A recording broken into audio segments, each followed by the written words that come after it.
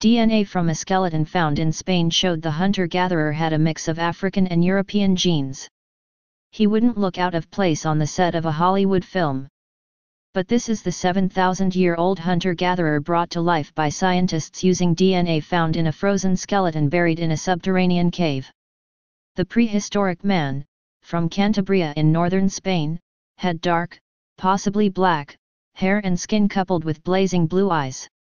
Experts were astonished to find a combination of African and European genes in the ancient caveman, who they christened La Brana I.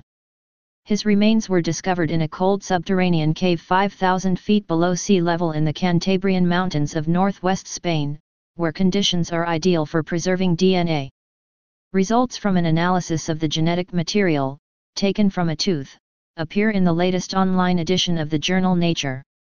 Study leader Professor Carles Laluza Fox, from the Institute of Evolutionary Biology in Barcelona, said, "The biggest surprise was to discover that this individual possessed African versions in the genes that determine the light pigmentation of the current Europeans, which indicates that he had dark skin, although we cannot know the exact shade. Even more surprising was to find that he possessed the genetic variations that produce blue eyes in current Europeans. La Brana I had a unique phenotype or set of characteristics in a genome that was otherwise clearly Northern European," he said. His was one of two unusually well-preserved male skeletons unearthed from the La Brana Arentero cave system near Leon in 2006. The scientists focused first on La Brana I's DNA because it was in better condition. They hope in due course to piece together the genome of the other man, La Brana II. Both individuals have been dated to around 7,000 years old.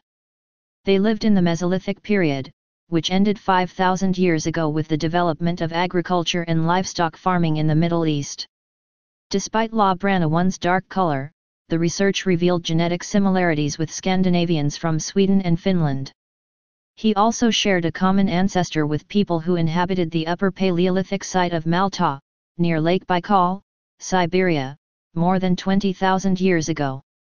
DNA from one of the Siberians, a boy, last year revealed links with Native Americans. These data indicate that there is genetic continuity in the populations of Central and Western Eurasia, said Professor Laluza Fox. La Brana I's genome hints at some of the changes that occurred in humans as a result of switching from a hunter-gatherer existence to farming.